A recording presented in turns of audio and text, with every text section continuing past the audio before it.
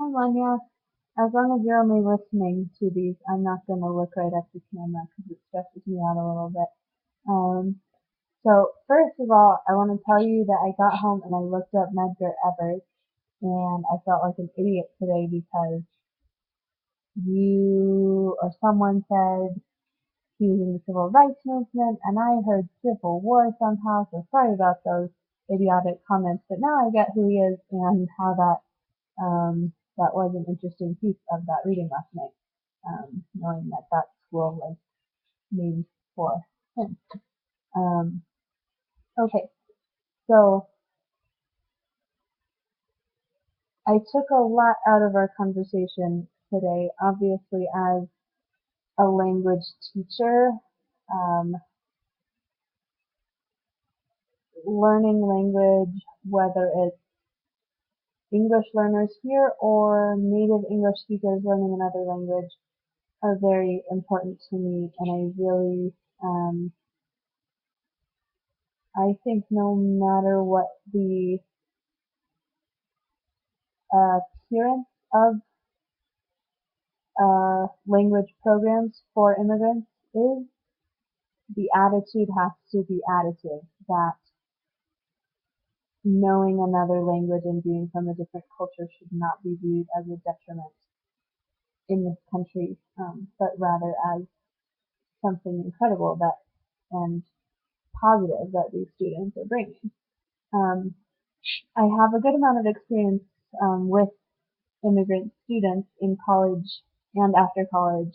I worked a couple of semesters with the um, English language learners at Palmer High School and got to take a group of them actually on a week-long backpacking trip, which was really incredible. And it's really just like every kid.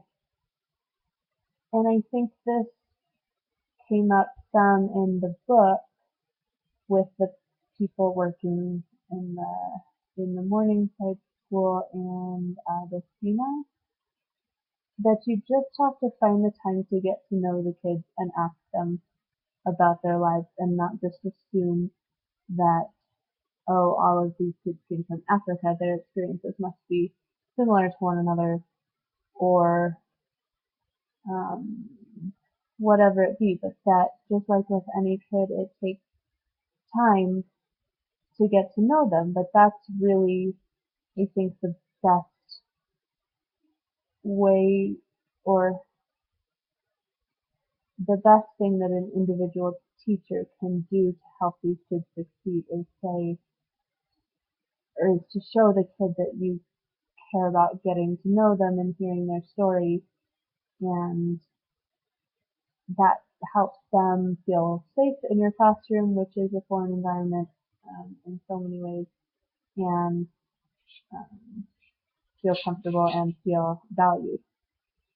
Um, but as we talked about in class, we do have to recognize our limitations with time and resources and be reasonable about our expectations. So I'm not sure at this point what that might look like.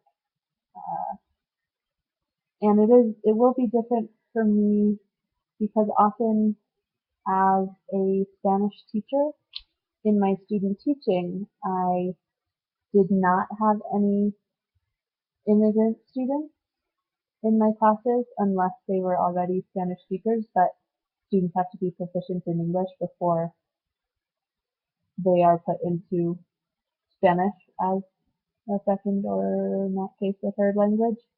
Um, so I didn't actually get to know any of the immigrant students at my student teaching school. I'm guessing that will be the same in my school next year. It may not be though, but I do know that often heritage speakers or native speakers of Spanish end up in Spanish classes.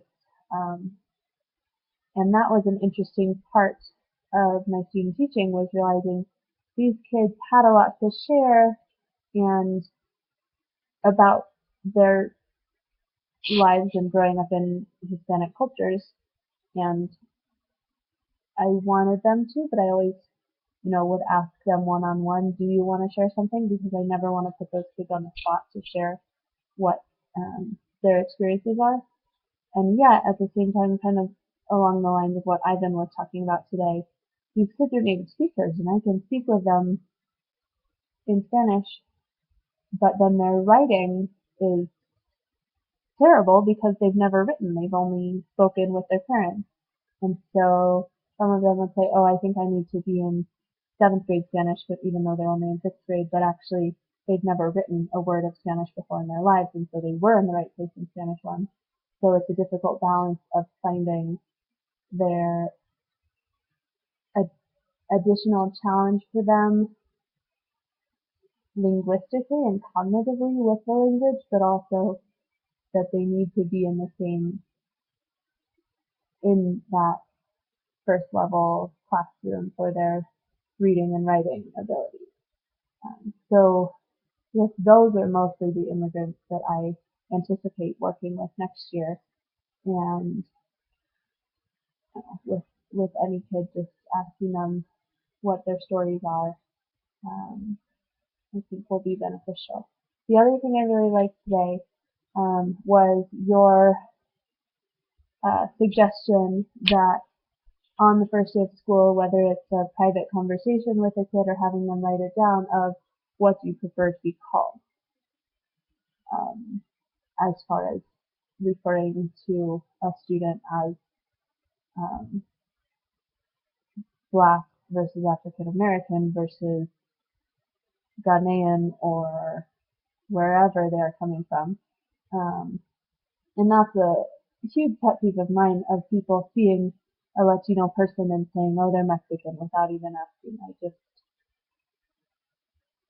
am sensitive to that. So I think that's a great idea, saying just what do you prefer to be called, and that can help you just get a basis of where is this kid coming from culturally, linguistically, socially, and that's just one step further in getting to know the kid.